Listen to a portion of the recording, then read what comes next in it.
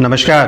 Pro tem speaker को लेकर इस समय इंडियन पॉलिटिक्स एरिना में कंट्रोवर्सी चल रही है, क्योंकि अपोजिशन ये कह रही है कि इस्टेब्लिश कन्वेंशन के अनुसार जो सीनियर मोस्ट मेंबर हैं उनको प्रोटेम स्पीकर अपॉइंट करा जाना चाहिए था। इसके अनुसार कांग्रेस की डिमांड ये है कि केरला से जो उनके के Suresh member of parliament elect होकर आए हैं, क्योंकि वो 8th टाइम MP हैं लोकसभा के लिए, इसलिए उनको इस्टेब्लिश कन्वेंशन के अनुसार प्रोटेम स्पीकर अपॉइंट करवाया जाना चाहिए। आर्टिकल 95 के अंतर्गत हमको पता था कि हम इस्टेब्लिश कर चुके हैं। 94 के अंतर्गत स्पीकर और डेप्यूटी स्पीकर अपना रेजिग्नेशन देते हैं, और आर्टिकल 95 के अंतर्गत राष्ट्रपति फॉर द टाइम बीइंग किसी को लोकसभा के स्पीकर अपॉइंट करते हैं, इसको बोला जाता है प्रोटेम स्पीकर। तो प्रोटेम का अर्थ हो जाता है फॉर द टाइम बीइंग, यानी कि वो परमानेंट पोस्ट नहीं है, टेम्परेरी टाइम वर्जन एक पोस्ट है।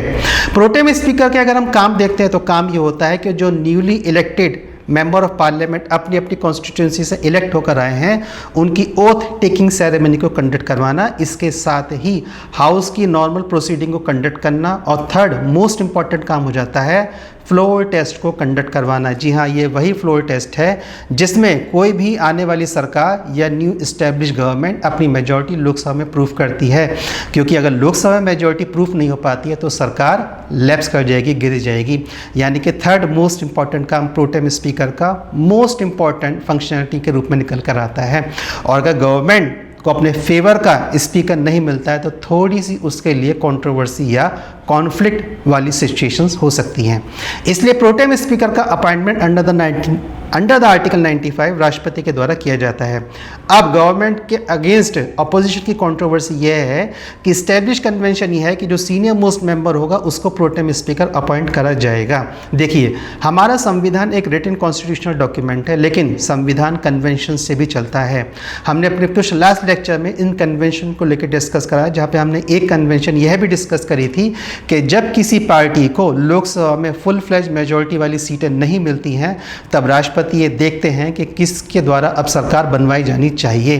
तो कॉन्स्टिट्यूशन के प्रोविज़न के अकॉर्डिंग, जहाँ पे कॉन्स्टिट्यूशन थोड़ा शांत हो जाता है, कॉन्स्टिट्यूशन के प्रोविज़न के अकॉर्डिंग राष्ट्रपति अपनी विवेकाधीन शक्ति से किसी को भी सरकार बनाने के लिए बुला सकते हैं। लेकिन इस्टेब्लिश कन्वेंशन ये हो गया कि राष्ट्रपति अब ये देखते हैं कि कौन सी party largest member of parliament के साथ इस समय लोकसभा में इलेक्ट होकर आई है, और जो लार्जेस्ट पार्टीज़ है उसको पहले गवर्नमेंट फॉर्म करने के लिए या स्टेक करने के लिए इनवाइट करा जाएगा।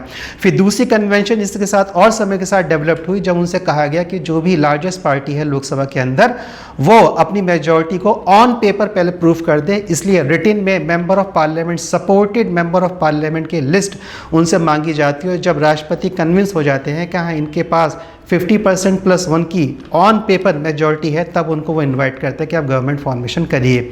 इसी कन्वेंशन में कन्वेंशन ये है कि जो सीनियर मोस्ट मेंबर लोकसभा के होंगे उनको जनरली प्रोटेम स्पीकर अपॉइंट करा जाता है। अब देखें, यहाँ पे कॉन्स्टिट्यूशन शांत है क्योंकि ये कन्वेंशन है, और अगर कन्वेंशन परिस्थितियों के अनुसार नहीं बदलती हैं तो रॉट करने लगती हैं, यानी कि उनमें से सड़ान आने लगती है।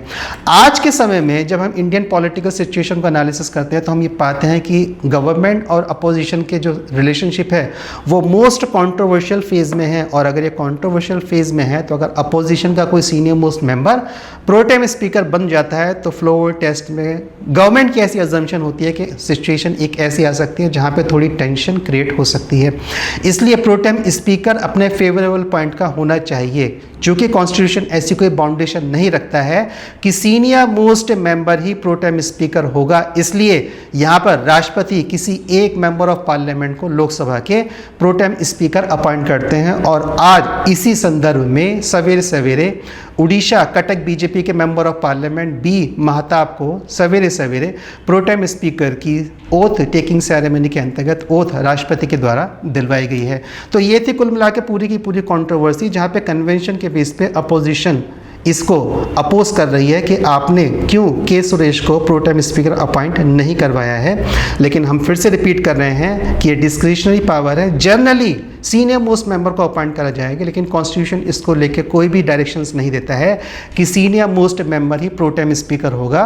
प्रोटेम स्पीकर को लेकर कॉन्स्टिट्यूशन का प्रोविज़न बस केवल इतना सा है कि जो लोकसभा के सदस्य हैं उनमें से ही किसी एक को एज ए प्रोटेम स्पीकर या for the time being speaker appoint करा जाएगा।